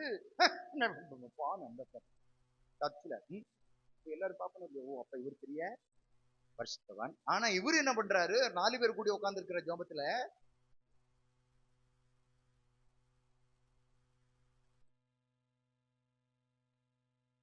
இப்போ கவனிங்க, நான் எதுக்கு சொல்ல வரேங்கிறது கவனிங்க. நான் அடுத்தவங்களை குறை சொல்ல வரல. இப்போ அவருடைய பேச்சு ஒன்று. இப்ப நீங்க கண்டுபிடிக்கிறது எப்படின்னா, நான் தேவனோடு பரிசுத்தமா இருக்கிறேனா, தேவனோடு கூட இருக்கிறேனா, அவருடைய வார்த்தையின்படி நடக்கிறேனா அப்படிங்கிறது எப்படி விளங்கும் என்றால், ஆண்டவர் சொன்னார் உன் நடக்கையில் எல்லாவற்றிலும் எப்படி இருக்குன்னு சொன்னாரு? பரிசுத்தமா இருந்தாரு. இந்த நடக்கையில எப்படி வெளிப்படும்னா ஆவியின் கனிகளோடு வெளிப்படும். நடக்கையில வேற ஒண்ணுமே கிடையாது, ஆவியின் கனியில தான் வெளிப்படும். வேற எதுவுமே வெளிப்படாது. அப்படின்னா நான் பேசுவதும் நான் செய்வதும் ஒன்றா இருக்க வேண்டும். ஆமென். அன்பு பாராட்டணும்னு சொன்னா என்ன செய்யணும்? என்ன என்ன இருக்கணும்? அன்பு இருக்கணும். சரிதானா? நாம் எல்லோரும் அன்பா இருக்க கடவோம், அன்பா இருக்க கடவோம் அப்படின்னு பிரசங்கம் பண்ணிட்டு நான் உங்களை பார்த்தோன்னே அப்படின்னா என் பேச்சு வேற, என் செயல் வேற. அப்ப என் நடக்கை எல்லாவற்றிலும் நான் எப்படி இல்லை? பரிசுத்தமா. புரியுதா உங்களுக்கு? அல்லேலூயா. இப்ப நாம் நடக்கையில் பரிசுத்தமா இல்லாவிட்டால் ஆண்டவர் அவ்வளவுதான் ரொம்ப துக்கப்பட்டு அழுதுகிட்டே இருப்பாரு. என்னால் தேவன் அழக்கூடாது. ஆமென். சரி, ஓகே. 2 தெசலோனிக்கேயர் 2ஆம் அதிகாரம் 14ஆம் வசனத்தை ஒருவர் வாசிங்களேன். 2 தெசலோனிக்கேயர் 2ஆம் அதிகாரம் 14ஆம் வசனம். நீங்கள் நம்முடைய கர்த்தராகிய இயேசு கிறிஸ்துவின் மகிமையை அடையும் பொருட்டாக எங்கள் சுவிசேஷத்தினாலே அந்த ரட்சிப்புக்கு அவர் உங்களை அழைத்தார். எதுக்காக? இல்ல, அதுக்கு முன்ன ஒரு வார்த்தை இருக்கு. கிறிஸ்துவின் இல்ல இல்ல மகிமை அடையும்படியாக. Praise the Lord. கிறிஸ்துவின் மகிமை அடையும்படியாக. அந்த மகிமை அடையணும்னா எது மூலம் வருது? சுவிசேஷத்தின் மூலம். ஆமென். அதற்கு தேவன் நம்மை அழைத்தார். ஆமென். நம்ம பாடுவோம்ல, மகிமை மேல் மகிமை அடைந்து மறுரூபம் அப்படின்னு பாடுவோம் பாத்தீங்களா? இந்த மகிமை அடையும்படி தேவன் நம்மை என்ன செய்திருக்கிறாரா? மகிமை அடையணும்னா அங்க ரொம்ப தெளிவா சொல்லிருக்கு. எதனாலதான்? சுவிசேஷத்தினாலே, தேவனுடைய வசனத்தினாலே. தேவனுடைய வசனத்தை விரும்புறவங்க எல்லாம் ஒரு அலையிலே சொல்லுங்க. விரும்புறீங்க தானே? நான் ஒரு பொருளை விரும்பினால் என்ன செய்வேன்? இப்போ என்கிட்ட ஒரு பொருள் இருக்கு பாத்தீங்களா? நான் இங்க வந்தோடனே பார்த்தேன், ரொம்ப அழகா டிசைன் போட்டுது பாருங்க. இது மாதிரி டிசைன் போட்ட கப்பை நான் பார்த்ததே டிசைன் போட்டு. இது இப்ப என்னுடையதுன்னு வச்சுக்கோங்க. எனக்காக தான் தண்ணி ஊற்றி வச்சிருக்கு. ரைட். இதை நான் விரும்பினால் அடிக்கடி அதை எடுத்து அதை நான் ரசிப்பேன். கரெக்டா? இப்போ உங்க கையில யாராவது ஒரு வாட்ச் பிரசன்ட் பண்ணி அது உங்க இதயத்துக்கு ரொம்ப பிடிச்சிருந்துச்சுன்னா என்ன பண்ணுவீங்க? அடிக்கடி அதை எடுத்து பார்த்து அழுக்கு இல்லாட்டாலும் தொடச்சி, இல்லையா? ஏன்? அதுக்கு மேல எனக்கு ரொம்ப பிரியம். Praise the Lord. தேவனுடைய வசனத்தின் மீது நீங்கள் பிரியமாயிருந்தால் இரவும் பகலும் அதை என்ன செய்வீர்கள்? தியானம் பண்ணுவீர்கள். தியானம் பண்ணினால் என்ன வரும்? நான் தியானிக்கையில் அக்கினி மூண்டுச்சு. ஒரு அல்லேலூயா சொல்லுங்க. அக்கினி இங்கிருந்து நாங்க கோரி உங்க தலையில என்ன செய்யக்கூடாது? புரியுதா? இந்த அக்கினி எங்கிருந்து வரணும்? நீங்க வசனத்தை நேசித்தால், வசனத்தை படிப்பீங்க, இரவும் பகலும் தியானம் பண்ணுவீங்க. நீங்க தியானம் பண்ண உங்களுக்குள்ள நீங்க சும்மா இருக்க முடியாது. உங்களுக்குள்ள ஒரு தேவ அனல் பற்றி எரிஞ்சுக்கிட்டே இருக்கும். அந்த அனலை யாராலும் அணைக்க முடியாது. எல்லாம் வந்து எழுப்புதல் கூட்டம், அந்த ஃபயர் மீட்டிங் எல்லாம் வந்துச்சுன்னு வச்சுக்கீங்களேன், இங்க கோரி ஃபயர் அடிச்சு தட்டி விட்டாச்சுன்னா இறங்கி கீழே போகும்போது ஃபயரும் போச்சு, கொண்டக்கடலையும் போச்சு. ஆனா இந்த ஃபயர் போகாது. ஏன்னா இது வெளியேந்து வந்த ஃபயர் கிடையாது. இது உங்களுக்குள்ள கர்த்தர் எழுப்பின ஃபயர். ஹல்லேலூயா. அப்போ நீங்கள் மகிமை அடையணும்னா தேவ வசனம் உங்களுக்குள்ள இருக்கணும். இந்த வசனம் உங்களுக்குள்ள இருந்தா நீங்கள் எழுப்புதல் அடைந்து கொண்டே இருப்பீர்கள். மகிமை மேல மகிமை உங்களுக்குள்ள வந்துகிட்டே இருக்கும். தேவ அக்னி உங்களுக்குள்ள பற்றிக்கிட்டே இருக்கும். அக்னி என்ன செய்யும்? அக்னி என்ன பண்ணும் சொல்லுங்க? அக்னி என்ன பண்ணும்? அக்னியிலே தங்கத்தை போட்டால் அது மெருகேற்றும். அக்னியில் துரும்பை போட்டால் எரித்து நாசம் பண்ணிவிடும். பாவம் என்கிற அநியாயம், அக்கிரமம், அநீதி என்கிற இந்த துரும்புகள் சில நேரம் நம்ம ஆண்டவருக்குள்ள இருக்கும்போது நம்மளை இழுத்து போடுறதுக்கு இந்த துரும்புகள் நம்மளை தேடி வரும். நமக்குள்ள அக்கினி இருந்தா புஷ்குன்னு எரிச்சு போட்டுரும். Praise the Lord. அதனாலதான் சொல்லி இருக்குது, ரட்சிக்கப்பட்ட உடனேயே ஒரு தேவ பிள்ளை தேவனுடைய அபிஷேகத்தை பெற்றுக்கொள்ளணும். தேவனுடைய அபிஷேகம் இல்லாம தன்னை பரிசுத்தமாய் பாதுகாத்துக் கொள்ள முடியாது. அதனால இது ரொம்ப முக்கியம். Praise the Lord. அப்போ இங்க சொல்லிருக்கு, நான் மகிமை மேல தேவனுடைய மகிமை அடைய வேண்டுமானால், கிறிஸ்துவின் மகிமையை நான் அடைய வேண்டுமானால், எனக்குள் தேவனுடைய வசனம் கிரியை செய்து கொண்டே இருக்க வேண்டும். இரவும் பகலும் அதை தியானிக்கிற மனுஷன் பாக்கியவான் என்று எழுதப்பட்டிருக்கிறது. ஆமென். அவருடைய வேதத்தை நான் உணவுலும் அதிகமாக, Praise the Lord. என் சாப்பாட்டை விட நான் எதை நேசிக்கிறேன்? வேதத்தை நேசிக்கிறேன்னு பக்தன் சொல்றார். வசனம் தான், வசனம். சத்தியத்தை அறிவீர்கள், அவ்வளவுதான். சத்தியத்தால் வராத விடுதலை 3 நாளையில திரும்பி வந்துரும். Praise the Lord. சத்தியத்தால் விடுவிக்கப்பட்டீர்கள் என்றால், குமாரன் விடுதலையாக்கினால் மெய்யாகவே விடுதலையானீர்கள். ஆமென்.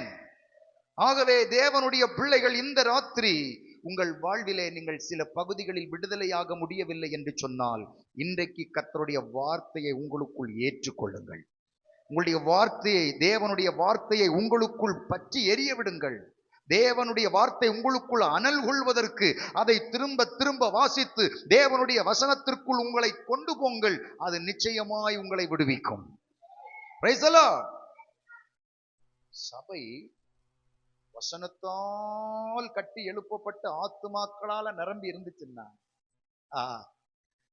ஒரு பிசாசு கையில ஒண்ணும் செய்ய முடியாது.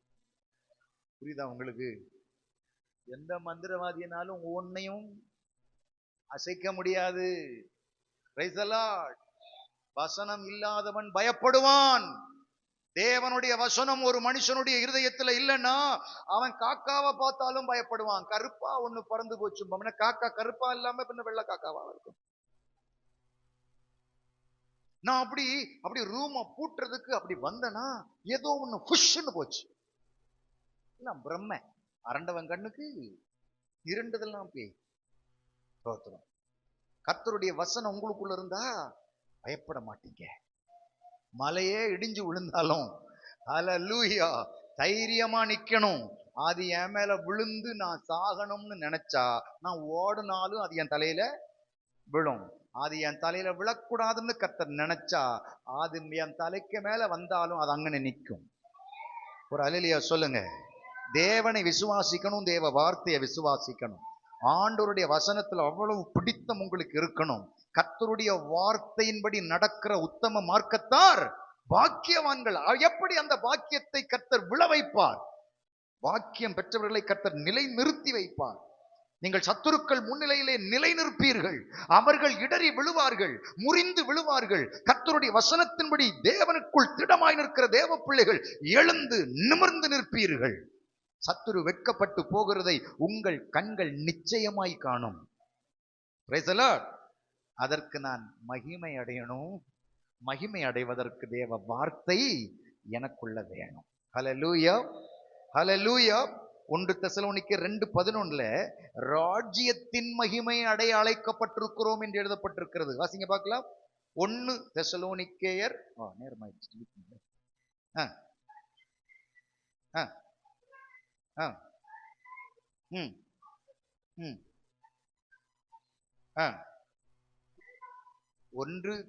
மேலும் தம்முடைய ராஜ்யத்திற்கும்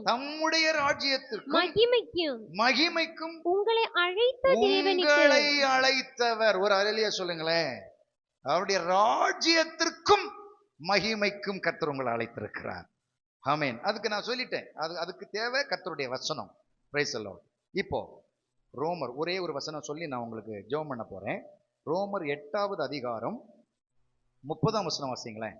ரோமர் 8:30. எவர்களை முன்குறித்தாரோ அவர்களை அழைத்தும் இருக்கிறார். இவ்வளவு நேரம் நம்ம அழைத்தார்னு நம்ம படிச்சோம்ல. ஆனா இந்த அழைப்புக்கு முன்னாடி கர்த்தர் ஒரு விஷயம் வச்சிருக்கிறாரு. யாரை முன்குறித்தாரோ அவர்களை அழைத்தார். இப்ப இருங்க, நம்ம பக்கத்து வீட்டுக்காரங்களை இன்னும் கர்த்தர் என்ன செய்யல? முன்குறிக்கல, அதனால அழைக்கல. ஆமென்.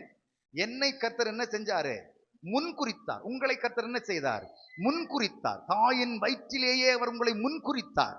முன்குறித்து அவர் உங்களை அழைத்தார் அப்படின்னு சொல்லப்பட்டிருக்கிறது இல்லையா? இப்ப முன்குறித்தார்னா எதற்கு முன்குறித்தார் அப்படின்னு படிக்கணும்ல. 29 வாசிங்க. தம்முடைய குமாரன் அநேக சகோதரருக்குள்ளே முதற் பேரானவனாய் இருக்கும் பொருட்டு தேவன் எவர்களை முன்குறித்தாரோ அவர்களை தமது குமாரனுடைய சாயலுக்கு ஒப்பாய் இருப்பதற்கு, தன்னுடைய குமாரனுடைய சாயலுக்கு ஒப்பாயிருப்பதற்கு முன்குறித்தவர்களை தான் அழைத்தார். நல்ல கவனிங்க. இப்ப நான் யாருடைய சாயல்ல கிடக்கிறேன்? இந்த உலகத்துல பிசாசின் சாயல்ல.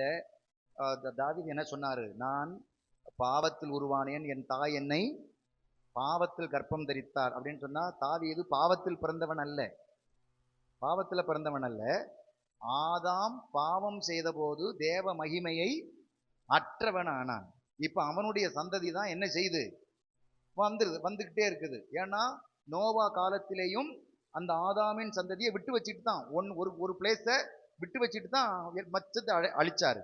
ஆனா நோவாவின் ஃபேமிலியும் அந்த அந்த எதுல தான் அந்த சாயல், இந்த பாவ சாயல்ல தான் வந்துட்டு இருக்கு.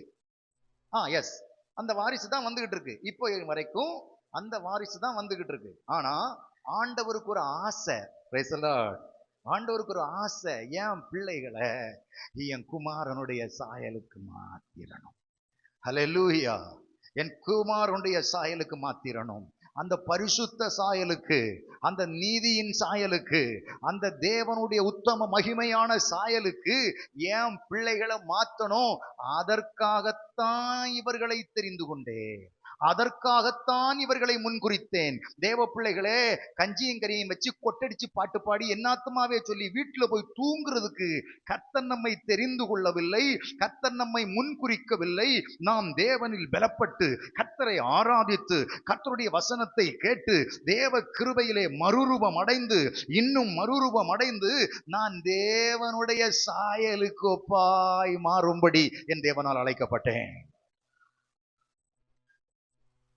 அல்லேலூயா, அல்லேலூயா. நான் அழைக்கப்பட்ட அழைப்பு விலையேறப்பட்ட அழைப்பு.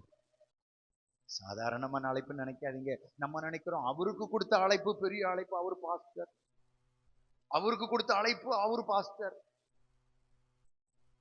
ராஜாசிங்க்கு கொடுத்த அழைப்பு அவர் பாஸ்டர். வேற ஆட்கள் அவரு தீர்க்கதரிசி, அவர் அப்போஸ்தலன். நமக்கு என்னைய அழைப்பு? இல்ல இல்ல, எல்லாரை காட்டிலும் விசேஷித்த அழைப்பு தேவனுடைய குமாரனுக்கு ஒப்பாய். அல்லேலூயா, அல்லேலூயா. யாருங்க செய்வா இத? சாயலுக்கெல்லாம் வரக்கூடாது, நான் கடவுள், நீ அப்படி அங்குதான் நிக்கணும் அப்படின்னு உலகம் சொல்லுமா இருக்கலாம். என் தேவன் அப்படி சொல்லலை. என்னை போல மாறுங்கப்பா, என்னை போல மாறுங்கப்பா. உன் பேச்சு என்ன போல மாறட்டும், உன் பார்வை என்ன போல மாறட்டும், உன் சத்தம் என்ன போல மாறட்டும், உன் நடக்க என்ன போல மாறட்டும். அல்லேலூயா. ஆண்டவரை போல மாறுவதற்கு முன்குறித்து கர்த்தர் நம்மை அழைத்திருக்கும் போது இந்த அழைப்பை அல்லல் தட்ட நாம் ஒரு நாளும் துணியக்கூடாது. தேவனுடைய பிள்ளைகளாய் இருக்கிற நாம் ஒவ்வொருவரும் இன்று இரவு நான் அழைக்கப்பட்ட அழைப்பை நாம் உறுதிப்படுத்திக் கொள்ள வேண்டும். அது மிக அவசியமாய் இருக்கிறது. நான் தேவனோடு ஐக்கியமாவதற்கு அழைக்கப்பட்டேன். தேவ பிள்ளைகள் அனைவரோடும் தேவனோடும் தேவ பிள்ளைகளோடும் சமாதானமாய் இருக்கும்படி அழைக்கப்பட்டேன். பரிசுத்தத்திற்காக அழைக்கப்பட்டேன். கிறிஸ்துவின் மகிமை அடைய அழைக்கப்பட்டேன். ராஜ்யத்தின் மகிமை அடைய அழைக்கப்பட்டேன். குமாரனின் சாயலுக்கு ஒப்பாய் மாற அழைக்கப்பட்டேன். இந்த அழைப்பு எவ்வளவு பெரிய அழைப்பு! இருதயத்துல ஆண்டவரே, இந்த அழைப்புக்கு நாம் பாத்திரம் அல்ல, நாம் பாவி ஆண்டவரே, ஆனாலும் என்னை அழைத்தீரே அப்பா, எவ்வளவு பெரிய மேன்மை. அப்படியே முழங்கால் போடுவீங்களா? அப்படியே முழங்கால் போடுவீங்களா? ஒரு 2 நிமிஷம் நம்ம ஜெபிக்க போறோம். 2 நிமிஷம் நம்ம ஜெபிக்க போறோம். ஆண்டவருடைய வார்த்தைகள் உங்கள் இருதயத்துல தியானிக்க விடுங்க. தேவனுடைய வசனம் உங்களுக்குள்ள கிரியை செய்ய விட்டு கொடுங்க. பரிசுத்த ஆவியானுடைய தயவு இந்த நாட்களிலே உங்களை மாற்ற விரும்புகிறது. ஹல்லேலூயா. தேவன் தம்முடைய வார்த்தையை தந்து அனுப்பினார் என்றால் உங்கள் வாழ்விலே ஒரு மாற்றத்தை உண்டாக்க விரும்புகிறார். நான் விசுவாசிக்கிறேன். தேவனுடைய வார்த்தை பகிர்ந்து கொடுக்கப்பட்டு கொண்டிருக்கிற சமயத்திலேயே அநேகருடைய இருதயத்தில் தேவன் மாற்றங்களை தந்திருக்கிறார். அநேகருடைய இருதயங்களில் தேவன் மாற்றங்களை தந்திருக்கிறார். கர்த்தர் உங்களை அழைத்த அழைப்பின் மேன்மையை புரிந்து கொண்டீர்கள். ஹல்லேலூயா, ஹல்லேலூயா. இதுவரை நான் அப்படி இல்லையே ஆண்டவரே, என்னை மாற்றும் என்று சிலர் சொல்ல ஆரம்பித்திருக்கிறீர்கள். இந்த ராத்திரி வாய்களை திறந்து, ஆண்டவரே, நீர் என்னை அழைத்த அழைப்பை நான் மறந்து போனேனே, உம்முடைய அழைப்பின் மேன்மையை மறந்து போனேனே, இந்த இரவிலே என் வாழ்வை நான் மாற்றுகிறேன் ஆண்டவரே, ஒப்பு கொடுக்கிறேன் ஆண்டவரே. ஹல்லேலூயா. தேவ சாயலுக்கு என்னை மாற்ற என்னை ஒப்பு கொடுக்கிறேன் என்று சொல்லி வாய்களை திறந்து, ஹல்லேலூயா, தேவ பிள்ளைகள், வசனத்தை கேட்ட கர்த்தருடைய பிள்ளைகள் அப்படியே ஜெபிக்க ஆரம்பிங்க பார்க்கலாம், ஜெபிக்க ஆரம்பிங்க பார்க்கலாம். ஹல்லேலூயா, ஹல்லேலூயா. எத்தனை பேருக்குள்ள அந்த வாஞ்சை, எத்தனை பேருக்குள்ள அந்த வாஞ்சை, பரிசுத்தமா இருப்பதற்கு அழைக்கப்பட்டிருக்கிறீர்கள். பாவத்திற்காக அல்ல, அக்கிரமத்திற்காக அல்ல, அநியாயத்திற்காக அல்ல, பரிசுத்தமா இருப்பதற்கு கர்த்தர் அழைத்தார். பரிசுத்தமா இருப்பதற்கு கர்த்தர் அழைத்தார். ஹல்லேலூயா, ஹல்லேலூயா, ஹல்லேலூயா. இந்த நாளில் தேவனிடத்தில் என்னை நிறுத்தி ஒரு கேள்வி நான் கேட்க வேண்டும். அப்பா, உமக்கு முன்பதாக நான் பரிசுத்தமா இருக்கிறேனோ? உமக்கு முன்பதாக நான் பரிசுத்தமா இருக்கிறேனோ? ஒரு கேள்வி கேட்டு பாருங்கள், ஒரு கேள்வி கேட்டு பாருங்கள். இந்த ராத்திரி கர்த்தர் அதற்கான பலனையும் பதிலையும் தருவார். அதற்கான சொல்யூஷனையும் கர்த்தர் தருவார். இல்லை மகனே, இல்லை மகளே, உன்னை நான் அசுத்தத்திற்காய் தெரிந்து கொள்ளவில்லை. இதோ உன்னை நான் பரிசுத்தமாக்குகிற தேவன், இதோ உன்னை நான் கழுவுகிற தேவன், இதோ உன் அக்கிரமங்களை நீக்கி உன்னை சுத்தமாக்குகிற தேவன் என்று இந்த இரவு கர்த்தர் உங்களுக்குள் அவருடைய வல்லமையை விளங்க பண்ணுகிற, ஆமென், ஆமென், ஆமென், ஆமென், ஆமென், ஆமென், ஆமென், ஆமென், ஆமென், ஆமென். வசனத்தினால் வருகிற எழுப்புதல், வசனத்தினால் வருகிற அக்கினி, வசனத்தினால் வெளிப்படுகிற அக்கினி இயேசுவின் நாமத்தினாலே உள்ளிலிருந்து பற்றி எரியட்டும், உள்ளிலிருந்து பற்றி எரியட்டும் இயேசுவின் நாமத்தில். ஆமென், ஆமென், ஆமென், ஆமென், ஆமென், ஆமென். அந்த அக்கினி பற்றி எரியட்டும். அந்த வசனத்தின் மூலமாய் வெளிப்படுகிற அக்கினி, ஆமென், ஆமென், ஆமென், இப்பொழுது உம்முடைய பிள்ளைகளுடைய இதயத்திலிருந்து பற்றி எரியட்டும், பற்றி எரியட்டும். கர்த்தருடைய வசனம் எழுப்புதலாய் எழுப்படும் பொழுது துரும்புகள் எரிக்கப்படும், பாவங்கள் எரிக்கப்படும், அக்கிரமங்கள் எரிக்கப்படும், துன்பங்கள் உங்களை விட்டு ஓடும். இப்பொழுது அது நடக்கிறது. கர்த்தருடைய வசனத்துக்கு இடம் கொடு. அக்கிரமம் உன்னை விட்டு விலகுகிறது, விலகுகிறது. எஸ், ஆமென், ஆமென், ஆமென், ஆமென். அக்கிரம சிந்தை உன்னை விட்டு விலகுகிறது. ஆமென், ஆமென். நீதியின் சிந்தை உங்களுக்குள் உண்டாகிறது. கர்த்தருடைய சிந்தை உங்களுக்குள் வெளிப்படுகிறது. Yes, yes. சபை இந்த நாளில் உருவாக்கப்படுவதாக, உருவாக்கப்படுவதாக. ஒன்று கூட கர்த்தருடைய அழைப்பிலே, அழைப்பிலே, அழைப்பிலே, அழைப்பிலே. உடபால ஹதர கமனத்துரா ரீப ஹௌத ஹந்தல்சனா உடபால ஹதனா கத்தரா. ஆமென், ஆமென், ஆமென், ஆமென், ஆமென், ஆமென், ஆமென், ஆமென். விட்டு கொடுங்க, விட்டு கொடுங்க, விட்டு கொடுங்க, விட்டு கொடுங்க, விட்டு கொடுங்க. கர்த்தருடைய மகிமை. ஆமென், ஆமென், ஆமென், ஆமென். விட்டு கொடுங்க. கர்த்தர் உங்களை மாற்றுகிற நேரம், கர்த்தர் உங்களை மாற்றுகிற நேரம், கர்த்தர் உங்களை உருவாக்குகிற நேரம், கர்த்தர் உங்களை உருவாக்குகிற நேரம். கர்த்தருடைய வல்லமை, கர்த்தருடைய தயவு, கர்த்தருடைய கிருபை உங்களுக்குள்ளே வெளிப்படுகிற நேரம், வெளிப்படுகிற நேரம். அவருடைய வார்த்தை உங்களுக்குள்ள கிரியை செய்கிற நேரம். இது தேவனுடைய வார்த்தை, இது மனிதனுடையது அல்ல, இது மனிதனுடைய யோசனை அல்ல, இது கர்த்தருடைய வார்த்தை, இது தேவனுடைய வசனம், இது உங்களுக்குள் கிரியை செய்கிற வசனம், இது உங்களுக்குள் பலமா இறங்குகிற தேவனுடைய வார்த்தை. இந்த இரவு உங்களுக்குள் அதில் பெரிய மாற்றத்தை உண்டாக்குகிறது.